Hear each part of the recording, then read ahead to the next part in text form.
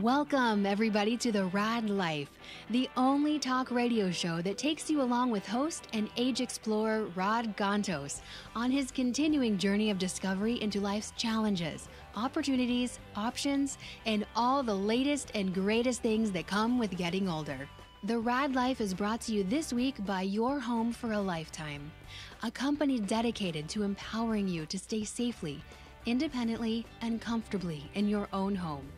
And now here is your host, Rad Gantos. Rad Gantos, he's chatting away. He's not even paying attention here as usual. Oh, are we on the air? Yeah. Yeah, you know, I warned people earlier on my little speedy video thing on Facebook saying that, you know, every time I sit down with this guy, it's just like the time just flies and all kinds of stuff comes out. Why, thank you. And then there's Paul. And then there's Paul. Oh, and that laughter in the background that only an Irishman can actually make, right? That who's turning red. My God, that's a nice color on you. Oh, yeah. That's my co-host for the show that is coming up at 1 o'clock. Yeah. Greg Sullivan. What's the name of that show? He just wants to make sure I'm behaving I forgot myself. the name of that show. What's the name of that show? Oh, that show at 1 o'clock? Yeah, what is It's that something show? like, I don't know, like, you gotta, like, check it out. Like, check out California, I think is what it is. Tune check out in, California. Turn on, tune out. Right. Check out California, your key to California hospitality. There you go. Okay. So, but that's in an hour. I'm not That's going to in talk an about that show, right? So you just sit quietly in there. Okay, Yes. okay, thank you. Wow, that's the first time he called me sir, too. And that's the last time. Okay, so I have a guy in the studio with me today. You got a real guy. You got a guy that loves to talk football. We're talking football. it's true. Not your kind of football. We're not talking about that football. But it's okay. I'll let you guys talk about that. I'll pretend it's football. But, you know, when did I meet you, Joe? Was it like 2 months ago? A month ago, maybe? Mont Blanc. Mont at, Blanc. South Coast Plaza. Yeah. By the way, he hates name dropping. Yeah. So, Paul, yeah, we met at Mont Mont Blanc. Blanc. Mont Blanc. We met at the south slope of This show is going to chafe your backside. There's going to be a bunch You of know this what stuff you going don't on. realize, though, that you're surrounded on all sides by 3 Irishmen now. That's here. okay. I'm in good company. I can hold my own. Bring it. A Domino's pizza. To keep him quiet again? Yeah, that's really why Craig's Feed him. here. He's Feed him. he's the enforcer on Paul. Yes.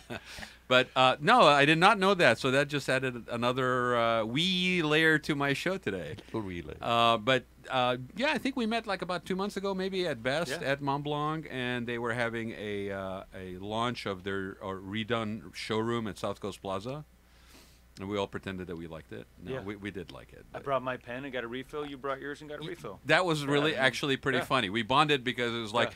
oh, wow, there's a Mont Blanc event. What are you here for? To get refills from my pen. What about you? To get refills from my pen. And a couple of glasses of wine, and then off we go. We're done. Yes. Oh, they still charge us for the damn refills, though. I was don't they? surprised. And what I will tell you, though, the bag and all the stuff in it Yeah. costs far more than a refill of a pen. And you know this because Because I'm working advertising. and you work in marketing. advertising. Nice slide, by the way. That That's was how a it goes. nice little Yes. slide in, right? And that energy is exactly what happened at Mont Blanc. And I said, you know what?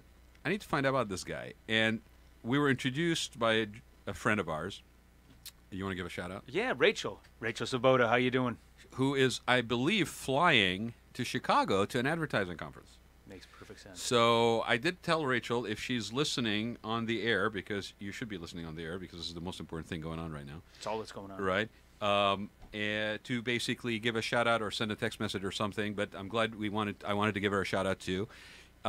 It was a very serendipitous, I think, meeting, and we immediately got into this conversation about most interesting man in the world. And we basically had like this ongoing competition. In fact, Greg's laughing. Greg's laughing. We He's almost like, had him in here a he's while ago, the guy that originally did that. I met him at an event up in Long Beach for the Queen Mary. Jonathan Goldsmith. That's it. Right? Yes. Wow.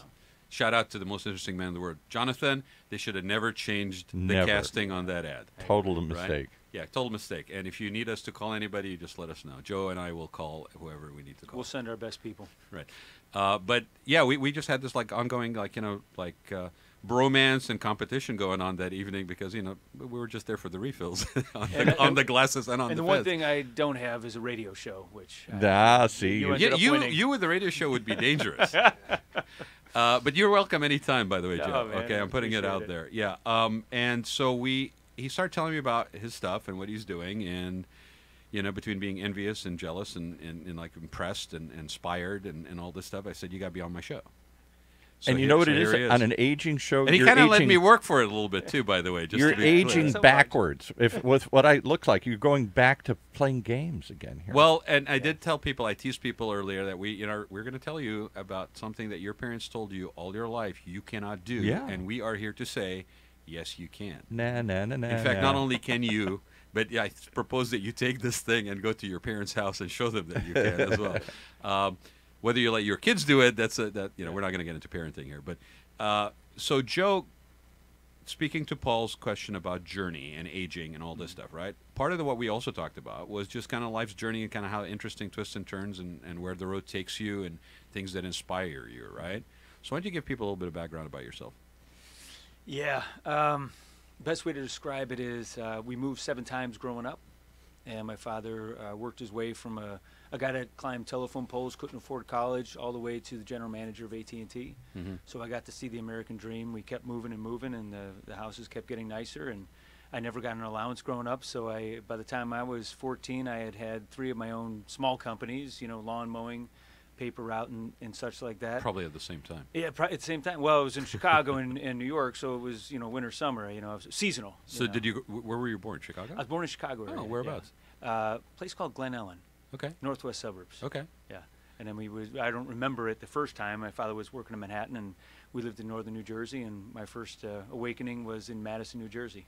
Very cool. And then so from Chicago to New Jersey, and then New Jersey to where? We went back to Chicago again, and then back to New Jersey again. And my father went between New York and Chicago. And then the short of it is, as a kid, there was 4 of us kids, and I was the one that could never sleep.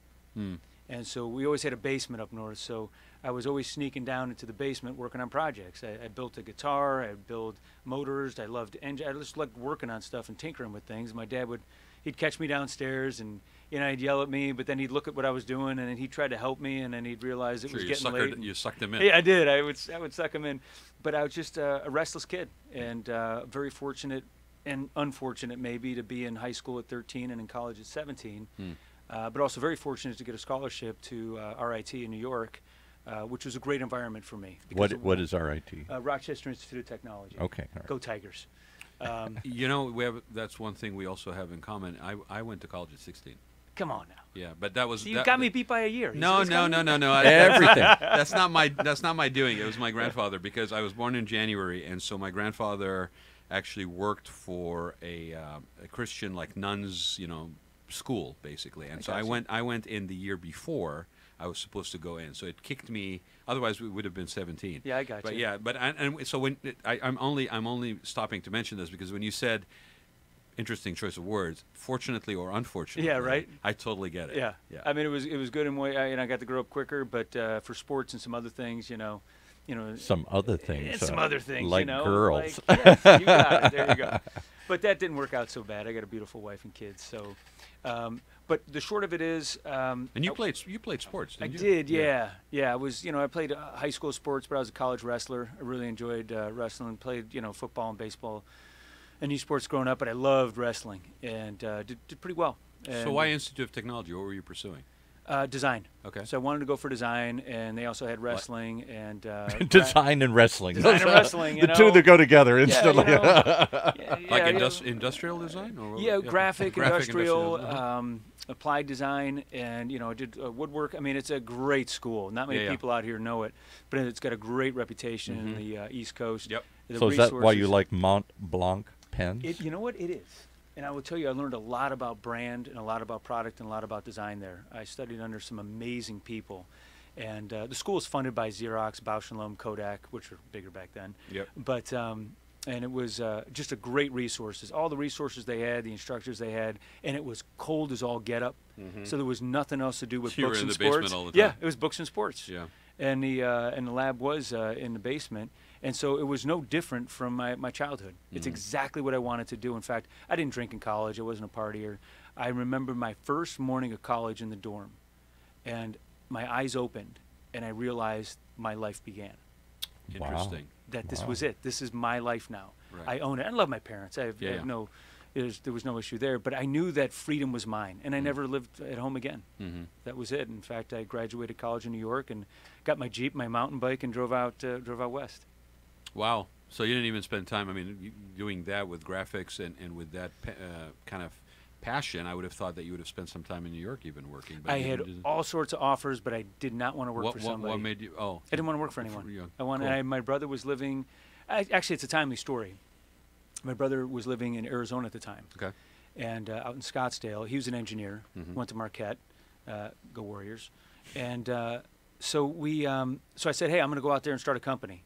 I had no money. I had no money whatsoever. Any idea what the company was going to be? Yeah, I was going to do design. Okay. I wanted to make things and design things, do ads and do product design, kind of what you got and, right here. And how old were you? I was 20. 20? 20, yeah. I was 20 years old. So drove across the country with a good friend of mine, and I walked. This is a very timely story as per some news that came out yesterday. So I walked. My brother and I went to his office, saw his office there in Tempe, Arizona. I drove down a street named Mill Avenue, which is an old historic street, and right near Arizona State University. And I look at the coolest building I could find. Go Sun Devils. There you go, another plug. The coolest building I could find, I just walked in the front door, walked up the stairs, and knocked on the first door I saw, and I said, I'm looking, who does the office space here? I want to get an office. I had no idea how I was going to pay for it. I just knew that I had to find out first, how to get an office. You were 20. I was 20, and it was just the coolest building in town.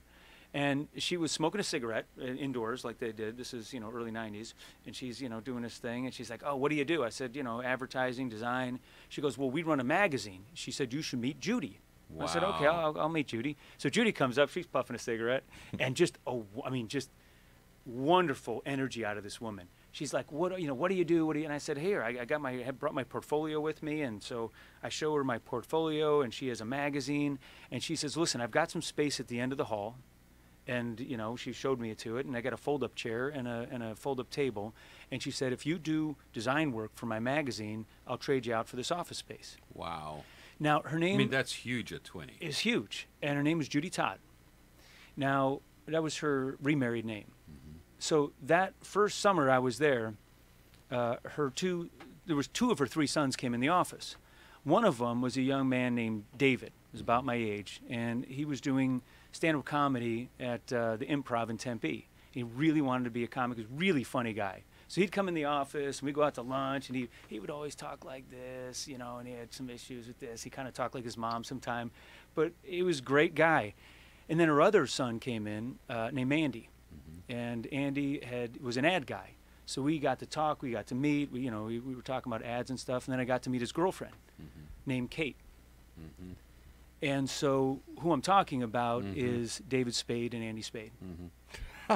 And as you knew, the news Spade. yesterday, and I got a little choked up because I'd never forget the first time I met her. I mean, such a beautiful, shining face. Yeah. You know what I mean? And at the time, he was just got a job at Kirschenbaum and Bond in New York. Kate Spade wasn't Kate Spade in terms of what it is as a brand at that time. Yeah. But yeah, amazing memory. And but that's how I started my first company. So you just walked into the first building you saw in a town you had just arrived in. This is like one of those Hollywood stories where you walk in and get discovered at Schwab's drugstore. Yeah. And you just happen to walk in and meet this collection of people, and they're like, well, gee, I guess you want a job? Here you go. What happened to the struggle and the... Oh, it was a struggle. And I will tell you, I had no money at the time. I maxed out the one credit card I got from college to buy a Macintosh 2 CI computer. And I got that computer, my first computer on the table with the metal chair. I can tell you this. I had a Jeep, which is a Volkswagen Thing, and they only made 15,000 of them. It's the most unsafe thing on the road, but I loved it. I remember getting home to my brother's apartment one night at 11 o'clock, and I had no idea what to do with myself because I had never been home that early. I slept in that office most of the time, and I loved it. I absolutely loved it. It was terrible. Right behind the office was a Sheraton, the Mission Palms, beautiful hotel. That's where I'd go swim in and take a shower. Yeah. I got to know some of the people that worked there, and if they had a room where the air conditioning was broke, I could stay in that room. But that was my ecosystem, and all I wanted to do was work. It's what I... And how did you find work? Oh, that was easy. That was I just easy. walked up and down the street. And just with your portfolio and said, here, you need any of this? Yeah, I walked into Stan's Metro Deli and said, do you guys need some design work or ads? And he traded me out for food. So now I had some food. And it was like my kids, we play these games like Trade Nation and stuff. I mean, I realized I lived this. I mean, I really had no money to my name. I was in debt already, $5,000 with a computer. My car, luckily, I had bought for $600 in New York, and that was my wheels.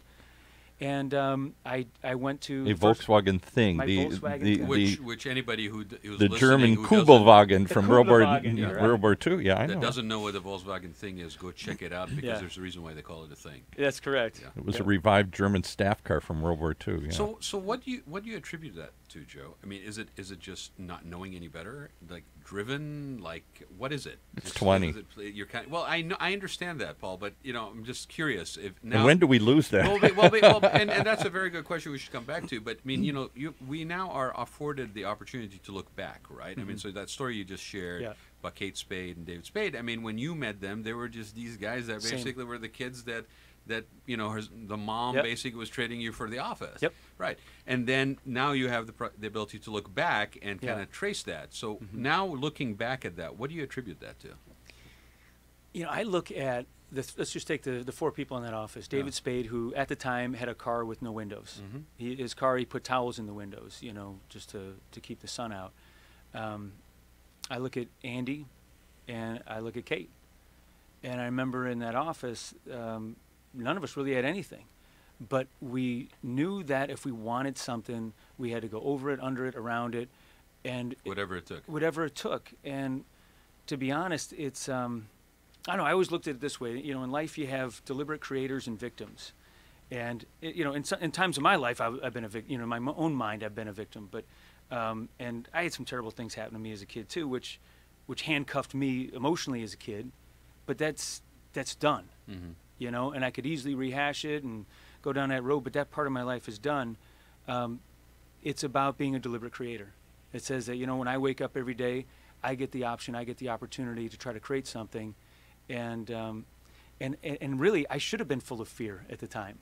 But what I do know is something that I learned, and I'll plug my book coming out in September, something I learned from a PhD sitting on an airplane. And I love people. I love talking to people. And I was sitting on an airplane, and I was going after one of the final edits of my book. This is just even a couple months ago. What's the name of the book? It's called The Anatomy of Yes, the story behind every sale. And I was talking to her, and we were talking about this and that, and she was doing research, and she told me this. She said, in the research from this certain doctor, and he's cited in the book, fear and gratitude compete for the same space in the brain. And fear uses a chemical called cortisone, and gratitude uses two chemicals, serotonin and dopamine. And that battle is waged every minute of every day in people's minds. And in no way do I feel like I had, a silver spoon growing up. I was never given an allowance, never given $1 from I remember when we were doing really well, and, we lived in this beautiful house, and I remember telling my dad, Dad, I'm going to the movies, can I get $5? He's like, yeah, we're having a tough month. He would always say we were having a tough month. And in fact, he said, if any of you kids get a scholarship to college, I'll get you a new car. So I got a scholarship, and I got a new car, which was the car that both my brothers drove.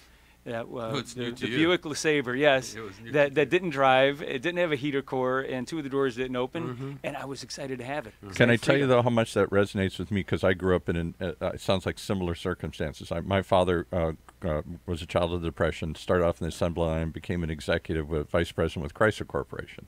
And so we moved every 3 years, my whole life, back and forth to Detroit.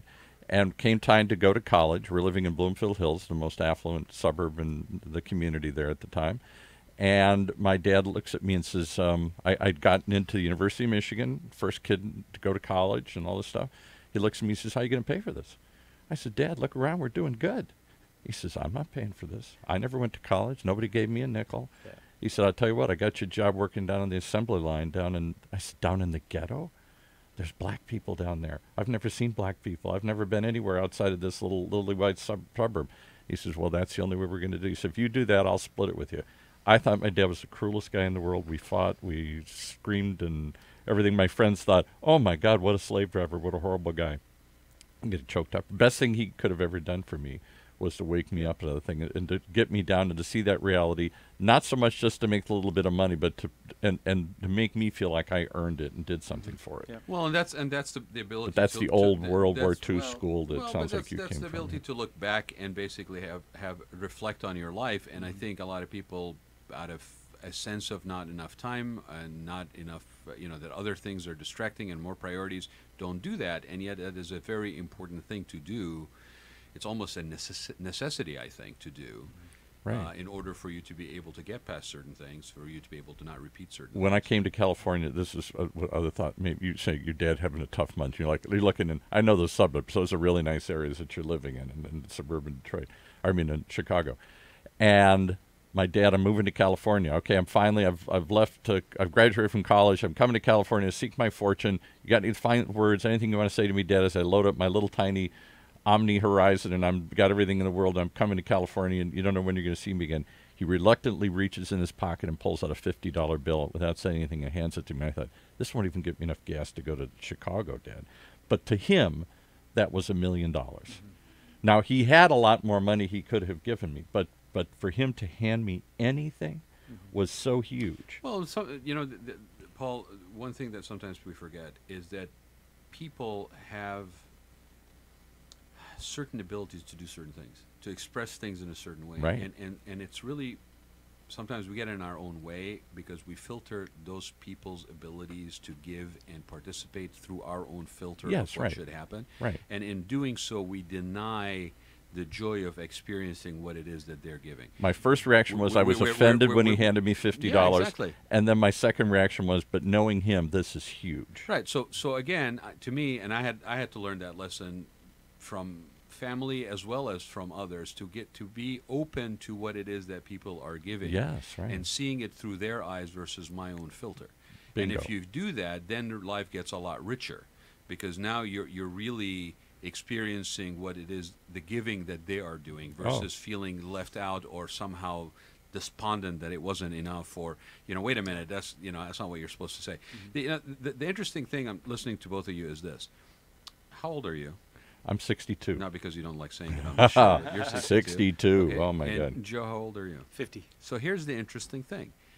For those who say, and you just did, oh, it's the old school, da-da-da. It's not. Here's two people that share a similar approach and have a shared experience of when they started, and yet the difference of age, would basically shatter that idea that this is a generational thing. It is not. It is a person thing. What I was gonna ask you, Joe, is when I was asking the question about looking back and reflecting, is can you credit that moment of awareness? I mean, you kind of touched a little bit on when you went to college. There was a moment of awareness. This is now my life is starting. Okay, here you are now in Arizona. Looking back, are there moments where you had that sort of conscious awareness that you were turning a corner, that you were gaining insight into something? Yeah, I remember. Because you don't just, in my mind, you don't just, you had to either seen it or somewhere along the way taken the time to kind of delve in behind the scene of your own soul and see what it is. Because usually you don't see it until afterwards. You look back and say, oh, that was a turning point. But most people don't even do that, Paul. Most people are so busy, and I'm not picking on them, but they don't even do that. So for a kid at 20 to walk into a town, to Paul's point, that he has no reference to other than he has a brother that lives there that's busy with their own life, and basically walk up to a building with a portfolio of stuff and somehow leverage that into a barter system of an office, and then walk up and down the street to get work. I mean, I remember the conscious decision. So my car had a hard top, so I drove without it all the time, and I remember how hot it was in Arizona. It was just blazing hot. Every time I get in the car, it was hot. Everywhere I went, it was hot. And I remember one distinctive day, I was doing work, a lot of digital work and advertising, and a local agency, the biggest affiliate of McCann Erickson in Phoenix, actually, hired me to teach their people up and learn them up on digital technology and advertising. And so I was, again, really young, teaching some very senior people, but a great culture. Mike Beaumier, I'll never forget the guy. He ran the shop there. Just a really neat guy. And I remember one day, I'm driving home, and I hear, as I got in the car, I hear this, and the radio was like, I had it with styrofoam stuffed in the it didn't, because I wanted a custom radio, so I didn't have it installed correctly. But anyway, I'm listening to the radio, and they say, there's an audition. Fox TV is having an audition for a show called Studs. Okay, and they're doing Studs across America. They're going to 10 cities, and they're picking one guy from every one of these 10 cities, and they're going to compete in Los Angeles. And I remember, I knew where it was. It was at one of the I think the Biltmore Hotel. They were having the thing there. Yeah, it's a great property, too. Yeah, and so I said, and I remember there was a fork in the road right there. There was the off-ramp, and then it was go straight. Literally a fork in the road, right? I knew for a fact if I turned my wheel to the right, something different would happen. I knew for a fact at the time. I can still see it. And I took the fork. I got up there, and it was a mass crowd of people. And it was people, and I was like, I just didn't have time for it. I was busy. I had to get back to the office and do stuff. And I was standing around. I said, how long is the wait? He said, it's probably a couple hours. And I said, I got to go. And he says, why? I said, I can't wait this long. He goes, tell you what, why don't I get you up, in the first 10 minutes? I said, you do that? And he said, yeah. And I said, okay. So anyway, long story medium. I go in there, and they... He's Irish for sure. Yeah, for This guy's sure. Irish Yeah, for sure. So I go in there, and they ask these questions in front of this whole auditorium of people. They said, he said, if you could have any woman in the world, who would it be? I said, the Little Mermaid. He said, she's got a great voice, it's pretty hot. That's kind of disturbing. Yeah. But anyway, they ended up picking me to go out to this thing in California, and I remember, and I just knew that life was going to change in a way. So I got on an airplane, and they flew me out to stay at the Roosevelt Hotel for a week, and then I went on these dates, and they filmed this live TV show. And Yeah, I remember Studs. you remember this? It was like a big thing at the time. Now I'm going to have to go back and find Yeah. it. Oh yeah. Well, it was yeah, and it was pretty fun. Anyway, it was a guy from Indiana that I went up against, and he was a really nice guy. We became friends, but I ended up going back to my work back in Arizona, and I get a phone call from a couple of agents and managers that had seen the show, and I said, look, I didn't have a theater department growing up. It's not what I do. Anyway, I knew that was a change in my life. The guy that I was roommates with at the time is a gentleman named Armand Balthazar. Armand Balthazar is the author of Timeless, which is a book that just came out from HarperCollins. And that book is being made into 3 films by Ridley Scott. And you just run into these people all over the place I grew here? up with him, yeah, and his nickname is Dobie. But Armand and I grew up together. We were roommates, and so we both had a calling to come to California. And I definitely knew nobody in California. So you came to California because of the Studs thing and stayed here? No, because what happened was, so I go out there. No, you went back to Arizona. Yeah, I went back to Arizona, and then I get a call, and I go out there for a meeting. And at the time, I had met one person through church that knew one person in California. And that one person got me a meeting with an ad agency in California, and to do in contract work. That's all I wanted to do, because I was kind of a hired gun to do pitches and national pitches. So anyway, I walked in the guy's office with my portfolio again, and said, hey, here's what I do. If you want some freelance work, I'd be happy to do it. That guy called me, and he said, when can you start? And I said, well, I got to go back to Arizona. So I went back there, and Dobie and I said, we're going to move to California. And so within, I don't know, a month, we were gone. And I knew that's what, and it was tough. I mean, I still very close to my brother and his family, but, going from a place where I knew one person to, him and, Armand and I knowing nobody was, it was a pretty big leap. So you didn't necessarily have a plan of action. You didn't necessarily have a roadmap. You were just open to what came your way. A gentleman like this told me this once, a gentleman named Lee Chafin. And it's funny you use the word roadmap. And he said, Joe, you're like a road runner. Roadrunners don't always know where they're going, but they create activity. They create energy, and they're the kind of people that jump off a cliff and build a plane on the way down. And so, and that's Build a plane on the way down. and that's not my quote. That was from somebody else. But Do you think that's true? Yeah, absolutely. Because I mean, I do believe that people are wired in certain ways, and there are people that are wired in a society to be problem solvers. People that I've been called a change agent many times, where you can come into a situation, and they call it in literature the Deus ex machina, or the gods of the machine, and where I can come into a situation, identify Anybody things. that can quote Latin, he must have gone to Catholic school like I did. Yeah, you got it. All right. All boys. They'll make you quote Latin. And so it was. I think it was that. I do believe that people are wired. Everyone has a gift. Everyone has a talent. And if I do have a talent, it's that social enterprise vision that I have. I love helping people in scale. The mentoring work I did at Cal Fullerton for 5 years. I thought, one could say, boy, Joe, what great work you were doing mentoring these kids at Cal Fullerton on these plans. What were you doing, mentoring them in what? So we would take a group of 6 to 7. He was turning them into studs. Fullerton. Yeah, Fullerton. We would take 6 to 7 undergrads or 6 to 7 MBA students, and we would go to real companies, and over a semester we would create a very systematic marketing plan, executive summary and business plan, and we would do weekly meetings, and then we'd do a final presentation to the company, to the C-suite. So it was a real life situation, giving them that opportunity while they were students in school. Absolutely. And now I'll give this a shout out, Professor John Jackson at Mahalo School of Business. JJ, they call him JJ. He's been in here numerous times. Yeah, he's a stud. He's the real stud. And but that's a great program. And at the end of 5 years of doing that, I walked away realizing how much I got out of it. I learned a lot. Yeah, it's funny how that works, right? It is. You could put yourself in a classroom, and you're the one who's also being taught.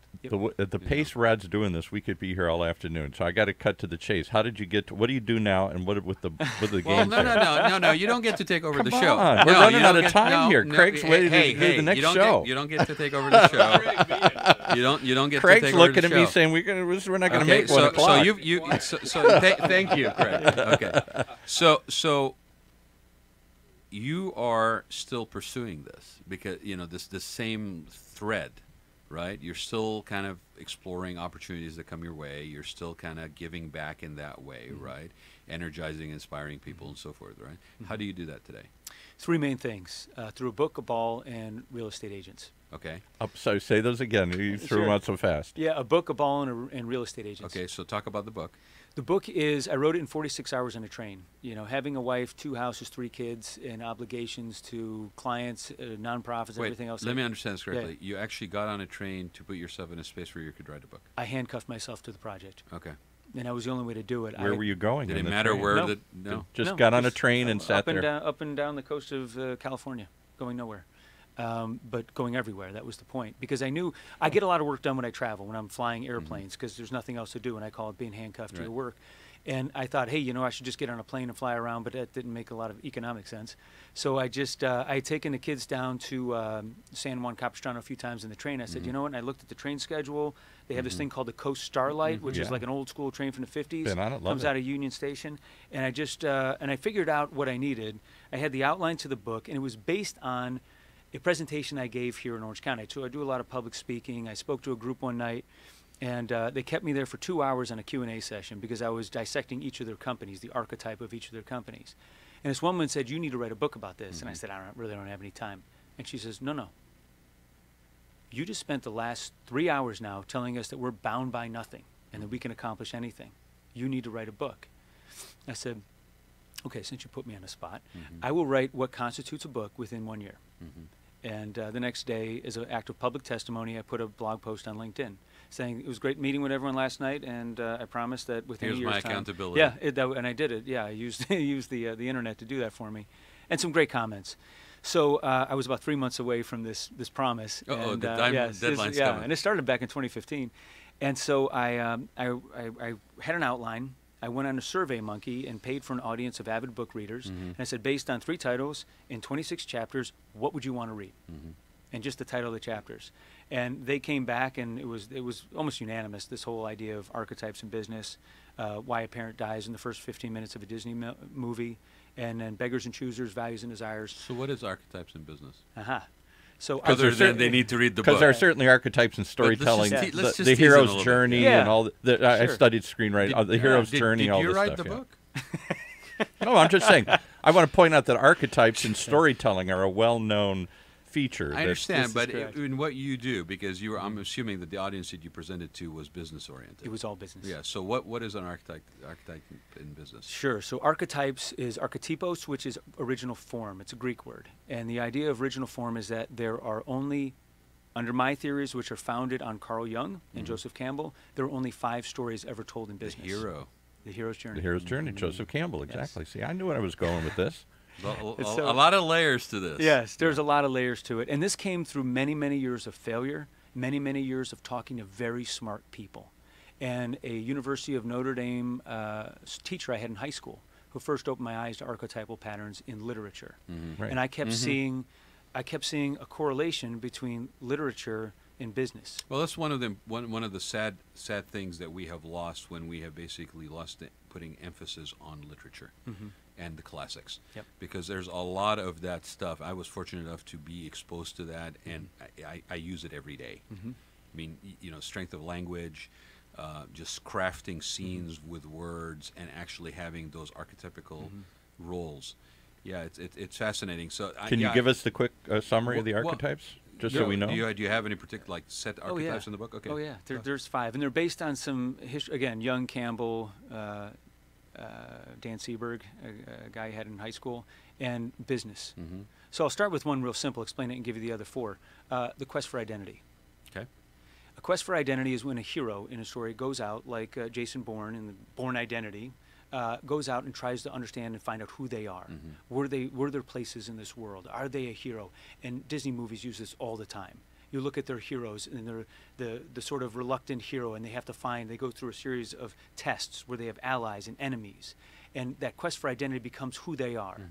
And that exists in our own lives as children. You see, as children, we put on masks and capes, and we dress up like princesses and pirates as we wield swords because we were trying to figure out who we are. Every freaking Marvel movie out there right now, Exactly. every single DC book or comic book you ever read, yeah. Bingo. So when I was National Brand Director at Disney Store, I started, again, revisiting these archetypes when we were talking about the hero's quest for identity. And when I look at business, brands are almost always, especially clothing brands, a quest for identity. You showed me the inside of your pocket. Dave Wellsby's book.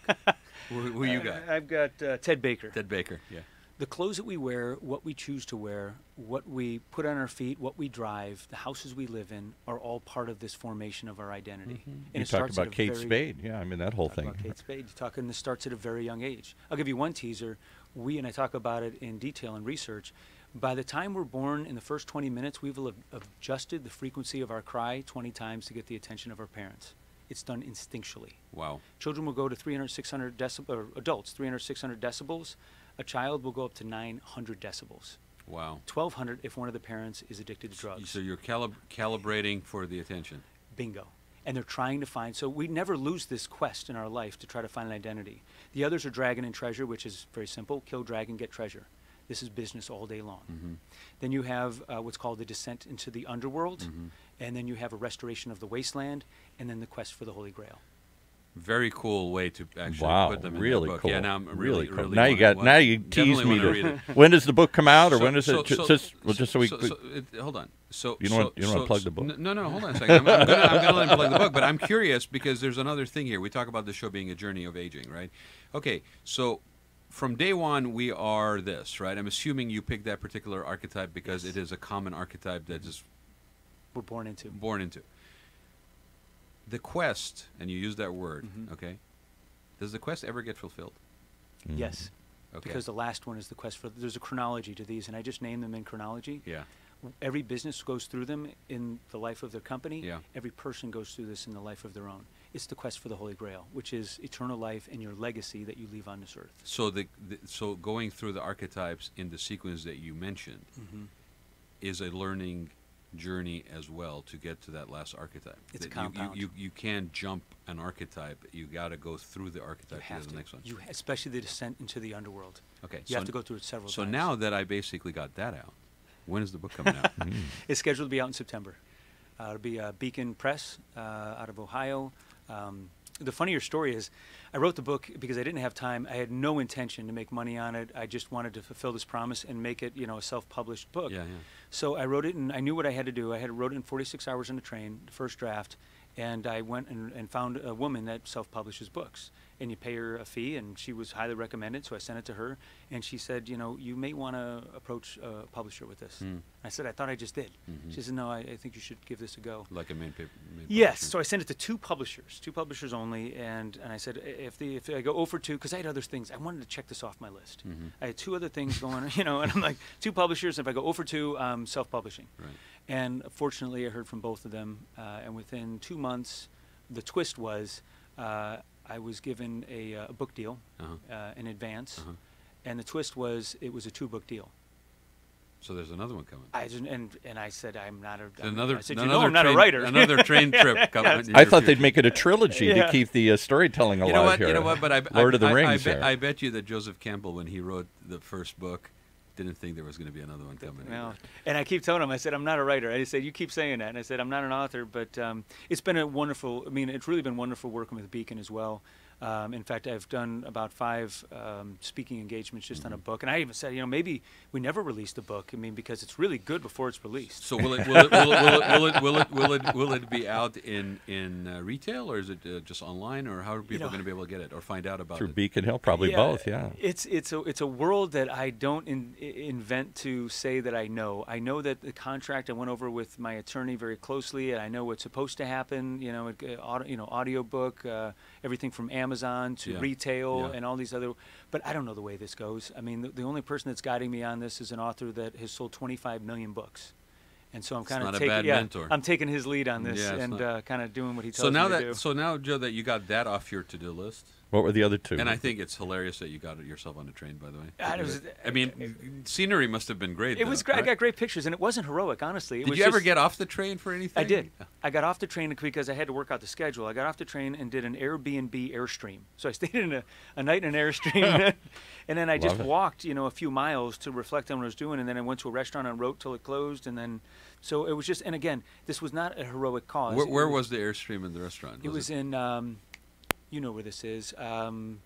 It's where the good wine is, Paso Robles. Oh, Paso Robles. Central Valley. Yeah, Central Valley. Not a bad idea. Yeah, no, and it was. What did your wife think? Honey, I'm going to take off for a couple days to just ride the rails. She said that's better than taking a month off. She was real supportive, and she's a smarty pants. She's a professor.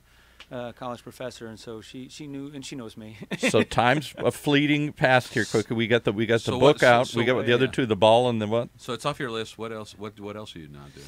So yes. So I. We got the book down. There was a ball. So the short of it is, I got 3 children. When my oldest started playing soccer in the house, she started breaking things, and me, Mr. Supportive Parent, said, "You know what, honey? Look, we've got if that's the price it's going to take. We've got to endure a little pain for her to be great at soccer."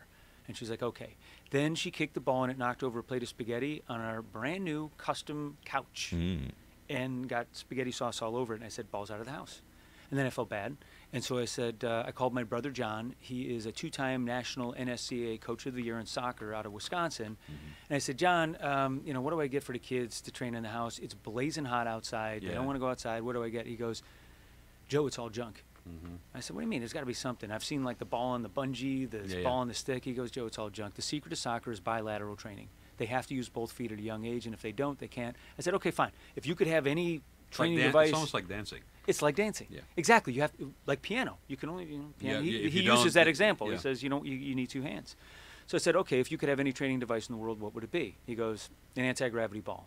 A ball that, like, when you're in a space station and move slowly, that is what I would use in a ball you could hit indoors, because players will only get 150 touches a day. They need 200 to 250 touches a day to be an Olympian, which he's coached up when they were starting at about the age of 4. So I said, okay. So I had no intention of making money on this. I got a balloon and some duct tape and my daughter, and we just started making a balloon that behaved, spinned, and moved like a real ball, but that you could hit in the house and wouldn't break things. A beach ball didn't work, a balloon didn't work, and we did all these different iterations. We had fun. We'd go down to the post office and weigh, put on this little digital scale, because I started learning up on the radius, the size, the dimensions of a ball, 16 ounces, 26. This is a guy who has guy has no time to write, no time to build a ball. Exactly. Right. No, I was doing full-time, my days were full, and this is what I was doing at night. This was my basement activity. And what did you do during the day? People want to know. I was taking care of clients. Advertising. And where is your 9 to 5 now?